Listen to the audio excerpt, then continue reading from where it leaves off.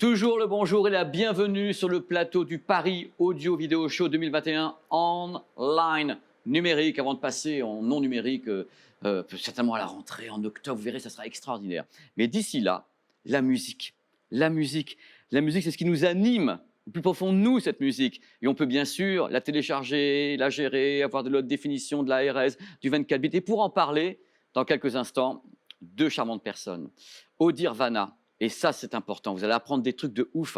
Messieurs, bonjour. Bonjour, monsieur. Bonjour. Bonjour. Bonjour. Comment allez-vous, messieurs? Très bien. Très bien. C'est une belle synchro en plus. Là, voilà, là, on est dans la synchro complète. Je suis très, très content de vous accueillir parce que le sujet me passionne terriblement. Votre entité me passionne terriblement. D'abord, vous allez vous présenter. Qui veut commencer? Je suis. Je suis. Manuel de la Fuente. De la Fuente. Voilà, ça fait 2 ans et demi, ça fait un bon moment que je suis dans l'audio, mais ça fait 2 ans et demi que j'ai rejoint Odir Vana et Damien. Donc, Damien. Damien Plisson, je suis le fondateur d'Odir Vana. Je l'ai fondé il y a maintenant 10 ans et je suis aussi celui qui a développé principalement le logiciel. Le logiciel, Odir Vana.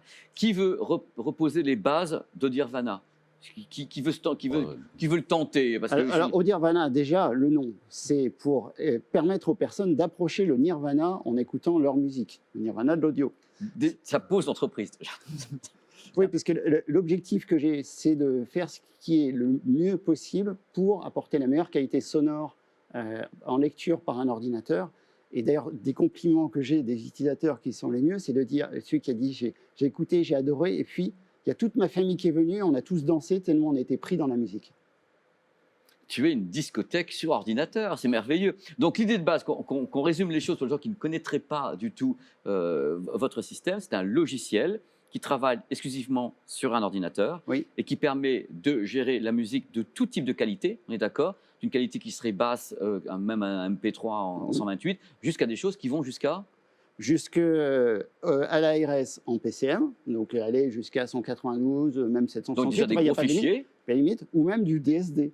Jusqu'au 11.2 ou tout ce que tu veux. Ou 22 MHz si on veut. J'ai fait des essais hier avec. Tu as fait des essais en 22 hier? Ouais. C'est un grand fou, c'est un grand malade, j'adore. Donc, une fois que vous avez installé le logiciel, vous pouvez gérer la musique de A à Z. Voilà, et gérer la musique qui est soit des fichiers locaux qu'a la personne sur son ordinateur, sur un NAS qu'il a à disposition, ou aussi qui viennent d'un service de streaming de haute qualité, que ce soit Qobuz, Tidal ou Iris Audio. D'accord. Et ça, c'est géré par ton logiciel directement. Et quels sont... parce qu'on va avoir une petite vidéo tout à l'heure qui va expliquer un petit peu les choses, mais quels sont les outils que les gens ont avec ce logiciel pour justement travailler ou gérer leur bibliothèque? Alors, les outils, c'est... donc, la bibliothèque est reconnue. Et après, on va parler des nouveautés. Oui, il y a des nouveautés en même temps. C'est pour ça que vous êtes là, les gars. Voilà. Donc, sur le nouvel Odir Vana Studio, où une des grandes nouveautés dans la gestion de la bibliothèque, c'est la fusion entre ce qui est local et ce qui est du service de streaming. C'est-à-dire, quand on fait des favoris, on a la même vue triée pareil entre les deux. Les playlists, on peut mixer entre streaming et local. Et aussi, lorsqu'on voit un album local, il est reconnu dans le service de streaming aussi. Et donc, si on a, par exemple, 2 ou 3 albums de cet artiste, on va avoir présenté tous les autres qu'on peut écouter qui sont sur le service de streaming. Ou d'autres qui sont connexes. C'est comme un truc, c'est un peu hybride quelque part, parce que tu mélanges les deux mondes, tu les rassembles, ce qui permet une visibilité meilleure pour l'utilisateur de ton logiciel. Et puis surtout, il aime bien de tel artiste, et il s'est dit, tiens, j'avais pas cet album, et je sais qu'il existe, et en plus, je peux l'écouter tout de suite. C'est que du bonheur. Alors, si vous n'avez rien ajouté juste avant, peut-être regardez cette petite vidéo et après on revient sur le débat avec vous qui n'avez pas encore beaucoup parlé pendant que Damien, comme toujours. Bref, on va envoyer la petite vidéo qui va résumer les choses. Après, on revient avec vous. Ça m'intéresse, vous aussi. Allez, c'est parti.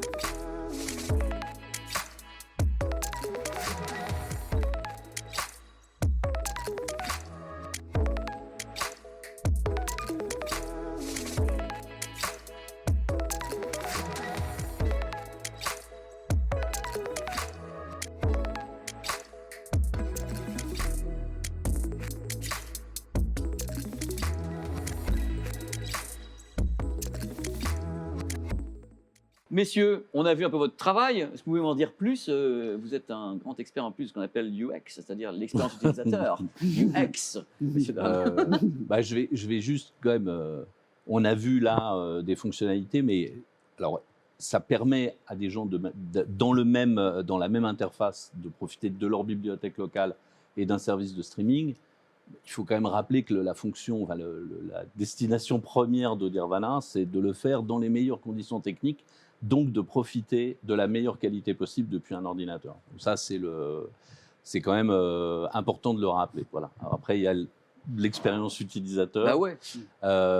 On est en pleine actualité, puisqu'en fait, on vient de sortir la version que vous venez de voir, qui s'appelle Dirvana Studio, et qui a été une refonte complète du logiciel Dirvana et de son expérience utilisateur, avec aussi des nouvelles fonctionnalités. Alors justement, quelles sont justement les différences entre la dernière version où j'ai interviewé Damien déjà en distanciel, qui me parlait déjà de tous ces systèmes. Qu'est-ce que vous avez ajouté pour que les gens se repèrent par rapport à ce qu'on avait déjà fait avec Damien online? Alors, tout a été revu d'une certaine manière. On a essayé de ne pas déstabiliser les gens qui connaissaient le logiciel. Donc, on a gardé des principes très clairs de navigation avec une source, des sources à gauche très clairement accessibles et identifiables. On a mis une petite barre d'outils en haut qui permet d'accéder très facilement. Ça, c'est votre travail. Ça, c'est vous qui faites ça. Je serais... La qualité audio, vraiment le côté, on va pousser le son de tous les côtés. Toi, c'est plutôt ça. Mais laissez votre travail sur l'utilisation. Mon travail, c'est plutôt d'aider Damien à se concentrer sur ce qu'il aime faire le plus et ce qu'il fait le mieux. Et ce qu'il fait le mieux. C'est génial, les gars. Et puis d'apporter aussi une vision consommateur, utilisateur du produit.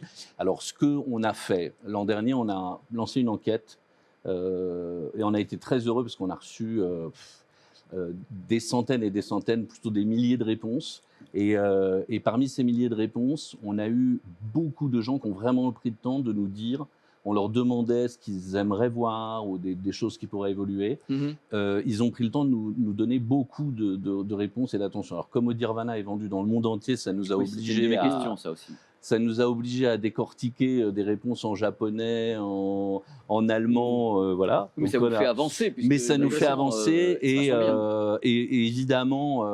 évidemment, toutes ces réponses nous ont à la fois fait sentir le besoin de faire évoluer complètement l'interface parce que si la qualité du son était vraiment reconnue dans les réponses qu'on a eues, on était plus taclé sur l'interface, disons les choses. Allez-y, franchement. Et donc, on a tout repris de fond en comble et on a essayé d'intégrer le plus possible des remontées et des commentaires des gens dans cette étude. Après, il y a aussi des convictions que nous, on a développées sur qu'est-ce que pourrait amener qui rend les choses plus simples, plus lisibles, plus faciles, plus immédiates. Voilà. OK. Donc, moi, si je résume les choses, parce que là, Damien va intervenir, la différence entre l'ancienne version que je t'avais interviewée et la nouvelle joue sur l'expérience utilisateur, l'interface, mais au niveau de la qualité audio, on est sur le même truc. Tu n'as pas modifié quelque chose au niveau de lui. Si, c'est pour ça, mais je le connais, j'en étais sûr. C'est le Géo trouve tout de l'audio. Tu as changé des choses? Absolument. Alors, génial. Je vais commencer par le Mac où il y a l'optimisation pour les Apple Silicon. D'accord. Donc, vraiment optimisé, qui permet là d'atteindre la meilleure qualité qu'on puisse avoir sur un Mac. Il y a, avant d'arriver sur le petit côté sur le PC, il y a aussi un nouvel algorithme de échantillonnage qui s'appelle R8 Brain, qui permet d'avoir une transparence et un effet de profondeur encore plus important. D'accord. Qui est disponible. Et sur PC, l'arrivée du kernel streaming comme troisième mode pour envoyer des données audio. On connaissait le Wasapi, qui est le mode standard de Windows, qui est celui qui marche avec toutes les cartes. Enfin, sinon, un DAC qui ne marche pas en Wasapi, on peut dire qu'il ne se connecte pas à Windows. L'ASIO, qui est celui qui vient plus du monde pro audio et qui a un intérêt principal, qui est le seul qui permet de monter à la pleine résolution DSD du DAC. Il est connu celui-là, oui. Voilà, qui permet de faire du DSD 512. Ouais. Et le kernel streaming, qui est le plus bas niveau, qui est celui qui permet de chanter tout ce qu'il y a sur Windows et qui permet même, avec certains drivers bien faits, d'écrire directement dans la mémoire du contrôleur matériel.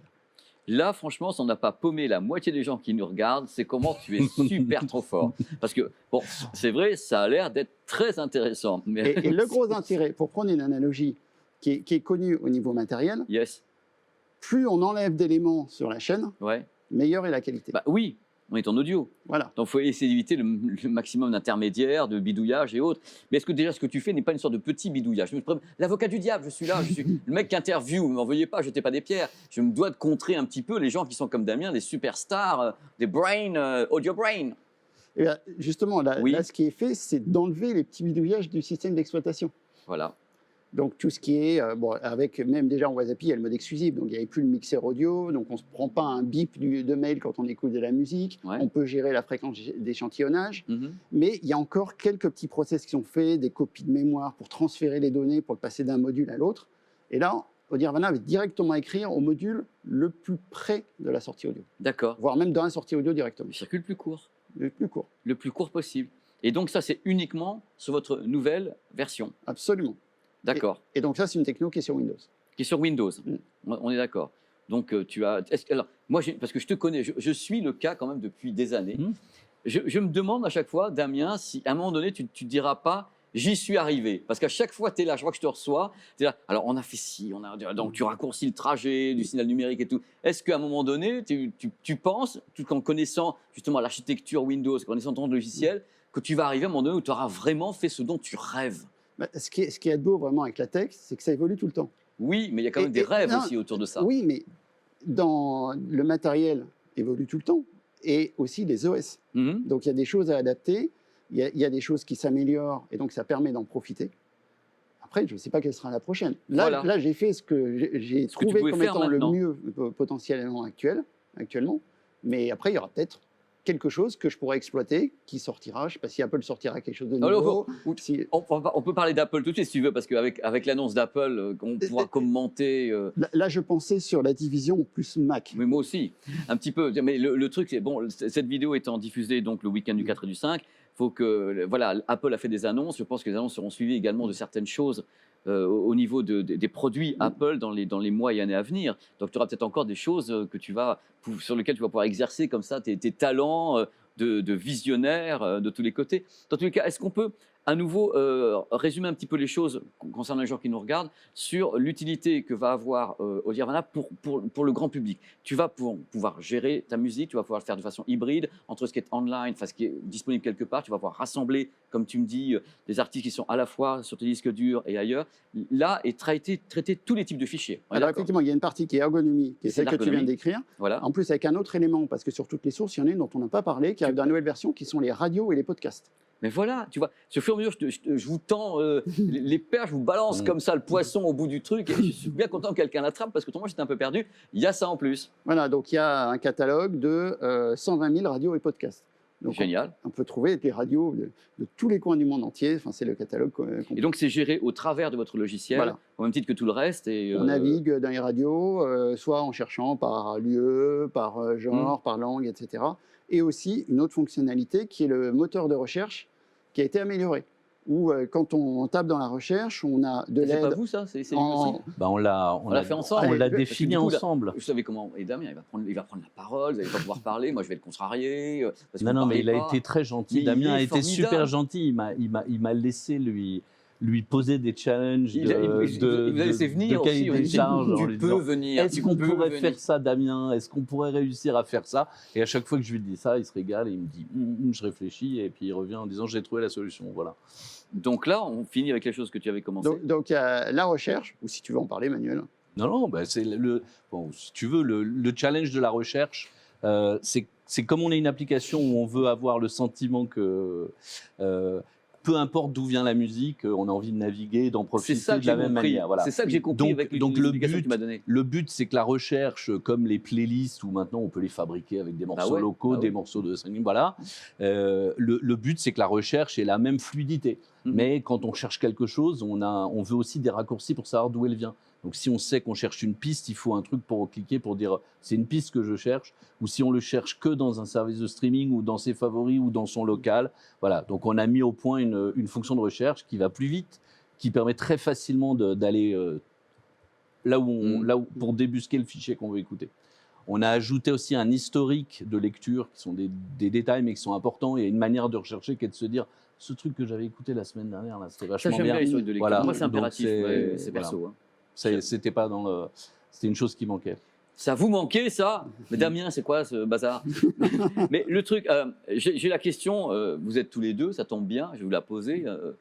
C'est pas une question piège. Vous aviez l'ancienne version. Oui. Vous avez donc une nouvelle version plus évoluée sur laquelle vous avez travaillé, avec en effet ce côté recherche de tous les côtés, ce côté hybride. Est-ce que, côté dinero, vous avez également monté les tarifs, les petits amis? Je vais juste te dire, Ah, ça y est. avant de répondre à ça, il y a une Il me tue, il me tue. il y a une dernière fonction qui fera sans doute beaucoup parler, qu'on a rajoutée, qui est en travail avec IRCAM Amplify, qui est un analyseur de qualité du signal HD. Parce que IRCAM bosse très bien là-dessus, c'est leur boulot. De toute façon, je suis allé faire un reportage chez IRCAM, c'est leur taf de faire ça, ils bossent super bien. Donc vous avez travaillé avec eux là-dessus. Oui. Ouais. Et donc, qui est une fonction, parce que, et on s'est amusé d'ailleurs, c'est sur le mini player, qui est quand tu veux plus chercher dans ta bibliothèque, mais que tu vois ce qui est en train de lire, tu as un petit bouton, retourner, tu passes sur la phase technique, et là, tu as non seulement toute l'information du signal audio, de dire le fichier est de telle résolution, il est décodé comme ça passe par s'il y a du processing, s'il y a du suréchantillonnage, Ouais. tout ce qui est fait sur le signal audio jusqu'à la sortie. Et puis, il y a autre chose qui est quand on écoute un fichier HD. Là, certains, on se dit, quand même, je sais Allez, pas si c'est parti, est-ce que top c'est- départ. 3, 2, 1, polémique. Non, mais je sais ce que tu vas dire. Alors vas-y, est-ce fais-toi que plaisir, c'est est-ce pour que- moi. Est-ce que c'est vraiment du HD ou pas?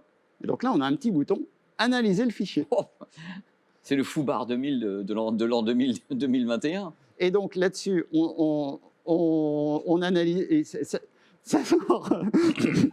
Il répond pas. Et moi, je suis là en train d'essayer. Mon rôle, c'est quand même l'avocat du diable. Je suis en train de vous appuyer pour que tu réagis. Mais toi, Damien, tu as le truc. Et moi, je suis là en train d'essayer de titiller. Je suis impertinent. Allez, vas-y, fais-toi plaisir. Ouais. Non, et dire que ça donne, non seulement l'algorithme donne une information pour dire s'il pense que c'est HD S'il ou pas, pense que c'est ça ou pas. mais, et en plus, pour que l'utilisateur vraiment se fasse son idée, il y a un affichage de la courbe de réponse en fréquence. Ouais. C'est-à-dire que je donne un exemple typiquement de truc sur échantillonné. On dit qu'il est vendu comme un fichier 96 kHz. Donc, ça veut dire qu'il devrait avoir du signal jusqu'à 48 kHz, parce que c'est la moitié qui est rendue selon les théories du théorème de Shannon, si je ne me trompe pas. Et si on voit que la courbe est assez élevée, il y a du signal, et à 22 kHz, Ça coupe. Ça s'effondre. Quelqu'un a poussé le potard. Sur échantillonné, Et voilà. ça n'a pas Donc, été... ça va pas faire du bien à tout le monde. On va savoir un petit peu ce qu'il en est de certains fichiers annoncés comme. Et quand tu le vois, tu te dis. Et il y en a quand même qui sont réellement comme ça. Il y en a qui sont, oui. où les ingénieurs du son ont fait du très bon travail. Voilà, je sais, il y en a. Mm. Notamment sur les transferts de bandes analogiques qui ont été faits avec Absolument. des anciens albums, où c'est assez étonnant. Un truc marrant sur les Non. bandes analogiques, il y a justement, on voyait un truc, il y avait, Il me tue. il Chaque fois. Vas-y, Damien. y avait sur les bandes analogiques, à un moment, on voit sur le graphe, dans les ultrasons, un pic. Puis là, quand on discute, on avait un ingé son qui était avec nous, qui nous dit, mais ça doit être un transfert avec une bande 1/2 pouce, c'est une caractéristique de ces bandes-là. Là, je ne sais plus. Il y a des moments où il faut savoir ne plus rien répondre. Mm. Non, mais c'est une très bonne anecdote. Là, le mec, c'est quand même fort. Là, on atteint sur des trucs qui sont très, très, très forts. Et donc, toi, tu baignes là-dedans, ce qui explique Odirvana et son tarif. Parce que je te rattrape un petit peu. Là, tu es parti dans ton truc avec tes demi-octaves et tout. Moi, je te dis, maintenant, vous avez une nouvelle. Ça va plus loin. Techniquement, Absolument. tout ce que vous me dites tous les deux, vous avez fait augmenter et UX, l'interface, la gestion et la technique. Combien? Alors, justement, là-dessus, ce qu'on fait... 69,99 par mois. Par an. Pardon. J'ai failli avoir un 6,99 par heart attack. mois. J'ai quand même. C'est par an. Non, par an. Donc, est-ce que ça a augmenté par rapport à les précédentes? C'est difficile à comparer parce que avant c'était Je suis une méchant. licence. Oui. C'était une licence qu'on achetait Ouais. et qu'on installait et qu'on pouvait utiliser, mais c'était un achat en une fois qui était suivant les pays, en gros à 100 euros. Et là, on est passé à un abonnement à 69,99 € par an. Sachant D'accord. qu'il y avait avant des mises à jour qui étaient à peu près tous les 3 ans. Mhm. Donc, ce qui fait qu'il y a effectivement une légère augmentation, mais qui est faible, surtout par rapport à tout ce qui est apporté. Et autre avantage, c'est que comme je n'ai plus à travailler, à me dire qu'est-ce que je vais mettre dans la prochaine mise à jour pour justifier une mise à jour payante, Là, je vais pouvoir sortir les innovations au fil de l'eau. Eh bien, écoutez, ça sera le mot de la fin parce que vraiment, non mais c'était passionnant. Alors, le ping-pong, moi j'étais vraiment au milieu, je trouve ça génial. Merci, merci messieurs. Je crois que les gens ont une vision très claire de ce que vous proposez maintenant avec cette nouvelle version. On a bien compris. Il y a deux, trois trucs, quelquefois, quand Damien Ouais. part, moi je suis là, je suis content de passer une bonne soirée. Et Doliprane aussi. Non, merci à nouveau. C'était un plaisir. Merci. Vous êtes vraiment complémentaires et c'était vraiment une joie totale. Et j'espère qu'on se verra également au salon pour que vous fassiez écouter votre travail à tous les gens qui pourront venir nous voir au mois d'octobre en dur. On a hâte de. Ben oui. Et on a hâte de se revoir en vrai. Ah, mais je sais très bien que tu vas pas me lâcher. Donc, je le sais, tu auras encore plein de trucs à me dire au mois d'octobre. Donc, merci infiniment. La pastille suivante, enfin, la vidéo suivante, c'est Bryston ainsi que PCM, encore de l'audio très très haut de gamme.